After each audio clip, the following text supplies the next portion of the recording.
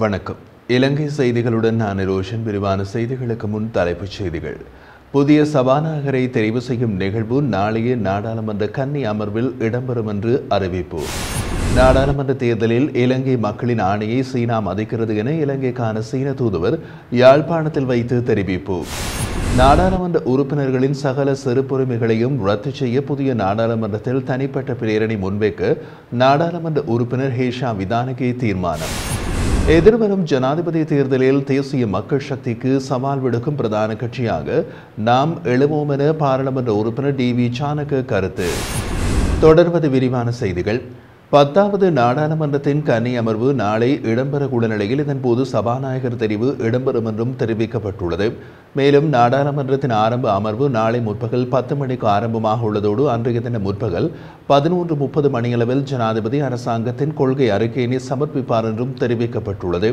இதேவேளை 10வது நாடாளுமன்றத்தின் முதலாவது கூட்டத்திற்கு நாளை காலை 9 மணிக்கு வருகை தருமாறு நாடாளுமன்ற செயலாளர் நாயகம் குஷானி ரோஹணதீர அறிவித்துள்ளார்.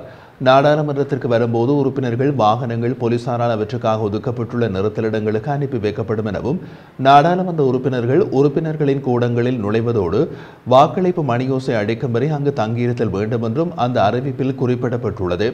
அதே நேரம் புதிய அமைச்சரவையின் முதலாவது அமைச்சரவை கூட்டம் ஜனாதிபதி அனுரகுமார திசாநாயக்க தலைமையில் நேற்று இடம்பெற்றது.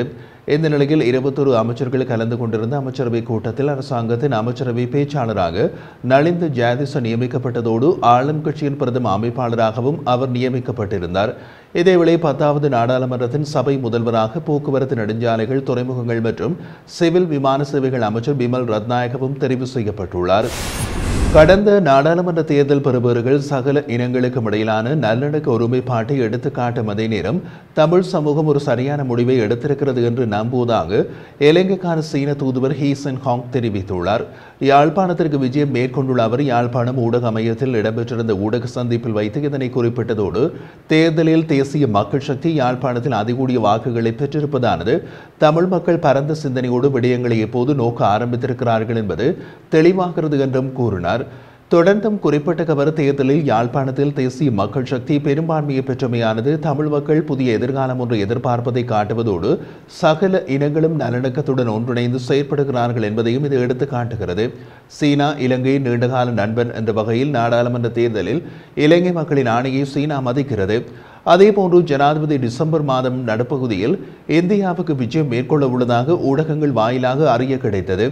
இந்தியாவும் இலங்கையும் நெருங்கிய அண்டை நாடுகள் என்பதனால் இந்த விஜயத்தினூடாக இரு நாடுகளுக்கும் இடையிலான பொருளாதார ஒத்துழைப்புகளை மேம்படுத்த முடியும். எனவே புதிய அபிவிருத்திகளை காண்பதற்கு நாம் ஆர்வத்துடன் உள்ளோம் என்றார். அதேபோன்று ஜனாதிபதி அனுரகுமார திசாநாயக்கவை பொருத்தமான சந்தர்ப்பத்தில் சீனாவுக்கு வரவேற்பதிலும் இது இரு நாடுகளுக்கும் இடையிலான கலாச்சார ஒருமைப்பாடு மற்றும் பொருளாதார மேம்பாடு ஆகியவற்றுக்கு வழிவகுக்கும் என்பதிலும் நாம் நம்பிக்கை கொண்டுள்ளோம். இதேவேளை இலங்கை மக்களின் ஆற்றலும் திறமையும் வளர்க்கப்பட வேண்டும் என்பதே சீனாவின் நிலைப்பாடாகும் என இலங்கைக்கான சீன தூதுவர் ஹீ சென் ஹாங் மேலும் தெரிவித்தார். நீதிமன்ற வழக்குகளை விசாரிப்பது நீதியமைச்சரின் பொறுப்பு அல்ல என்று புதிய நீதியமைச்சர் சட்டத்தரணி ஹர்ஷன நாணயக்கார தெரிவித்துள்ளார். தேசிய மக்கள் சக்தி அரசாங்கத்தில் புதிய நீதியமைச்சராக சட்டத்தரணி ஹர்ஷன நாணயக்கார நியமிக்கப்பட்டுள்ளார். இந்த நிலையில் நேற்றைய தினம் அவர் தனது அமைச்சில் கடமைகளை பொறுப்பேற்றுக் கொண்டார். அதனைத் தொடர்ந்து செய்தியாளர்களிடம் கருத்து வெளியிட்ட அவர் நீதியமைச்சர் என்பவர் வழக்குகளை விசாரிக்கும் பொறுப்பை கொண்டவர் அல்ல. வழக்குகள் தொடர்பில் தலையிடவும் முடியாது. வழக்குகள் தொடர்பான விடயங்களுக்காக குற்றப்புலனாய்வு திணைக்களம் மற்றும் சட்டமா அதிபர் திணைக்களம் என்பன இருக்கின்றன. அவர்களின் செயற்பாடுகளை இலகுப்படுத்துவதற்கு தேவையான மனிதவளம் உள்ளிட்ட ஏனைய வசதிகளை பெற்றுக் கொடுப்பது மட்டுமே நீதியமைச்சின் வேலையாகும் என்றும் அமைச்சர் ஹர்ஷன நாணயக்கார தொடர்ந்தும் தெரிவித்துள்ளார். போலீஸ் திணைக்களம் அரசியல் மயமாக்கலுக்கு உட்படுவதற்கு முடிவு கட்டப்படும் என பொது பாதுகாப்பு அமைச்சர் ஆனந்த விஜயபால தெரிவித்துள்ளார். செய்தியாளர் சந்திப்பொன்றில் பேசிய போது அவர் இவ்வாறு தெரிவித்துள்ளதுடன் லஞ்சம் மற்றும் ஊழலை கட்டுப்படுத்துவதற்கு முன்னுரிமை அளிக்கப்படும் என்றும் கூறினார். தொடர்ந்தும் அவர் தெரிவிக்கையில் முந்தைய அரசாங்கத்தின் கீழ் போலீஸ் துறை அரசியல் மயமாக்கப்பட்டதாகவே காணப்பட்டிருந்தது. எனினும் தற்போதைய அரசாங்கத்தின் கீழ் போலீசின் சுதந்திரத்தை மீட்டெடுப்பதற்கு தாம் அர்ப்பணிப்புடன் இருப்பதாக தெரிவித்துள்ளார். இலங்கை போலீசாரை அரசியல் செல்வாக்கிலிருந்து விடுவிக்க ஜனாதிபதி அனுரகுமார திசாநாயக்க ஏற்கனவே நடவடிக்கைகளை மேற்கொண்டுள்ளார். இந்த நிலையில் இலங்கை போலீசார் பக்கச்சார்பற்ற நியாயமான மற்றும் பொதுமக்களுக்கு பொறுப்பு கூறும் வகையில் செயற்படுவதை உறுதி செய்வதில் தமது உறுதியான நிலைப்பாட்டை அமைச்சர் வலியுறுத்தியுள்ளமை குறிப்பிடத்தக்கது.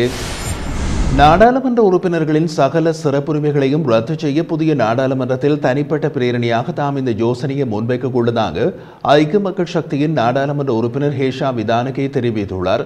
அவர் மேலும் தெரிவிக்கையில், நாடாளுமன்ற உறுப்பினர்களுக்கு வழங்கப்படும் காலை மற்றும் பகல் உணவு முழுமையாக நிறுத்தப்பட்டு சம்பளங்கள் ரத்து செய்யப்பட்டு இந்த சேவையை ஒரு கௌரவ சேவையாக அறிவிக்க வேண்டும்.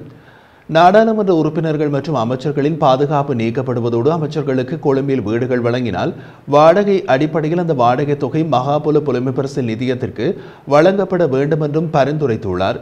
மாதிவெல பகுதியில் காணப்படும் நாடாளுமன்ற உறுப்பினர்களின் குடியிருப்புகளை பல்கலைக்கழக மாணவர்களுக்கான விடுதிகளாக மாற்றப்பட வேண்டும் என்பதுடன் ஓய்வூதியத்தை ரத்து செய்யவும் எம்பிக்களின் பிரபுத்துவத்தை ஒழிக்கவும் என்றும் கூறினார். இதேவேளை காரியாலயங்களுக்காக வழங்கப்பட்டு 1 லட்சம் ரூபாய் நிறுத்தப்படுவதோடு நாடாளுமன்ற உறுப்பினர்களுக்கு குறைந்த வட்டியில் வழங்கப்படும் 10 மில்லியன் ரூபாய் கடன் இனி வழங்கப்படக்கூடாது. அத்துடன் நாடாளுமன்ற உறுப்பினர்களுக்கான காப்புறுதி தொகையும் ரத்து செய்யப்பட வேண்டும் என்றும் கேஷா விதானகே கூறியுள்ளார். எதிர்வரும் 2029 ஜனாதிபதி தேர்தலில் தேசிய மக்கள் சக்திக்கு சவால் விடுக்கும் பிரதான கட்சியாக நாம் எழுவோம் என ஸ்ரீலங்கா பொதுஜன பெரமுனவின் பாராளுமன்ற உறுப்பினர் டி.வி. சானக தெரிவித்துள்ளார்.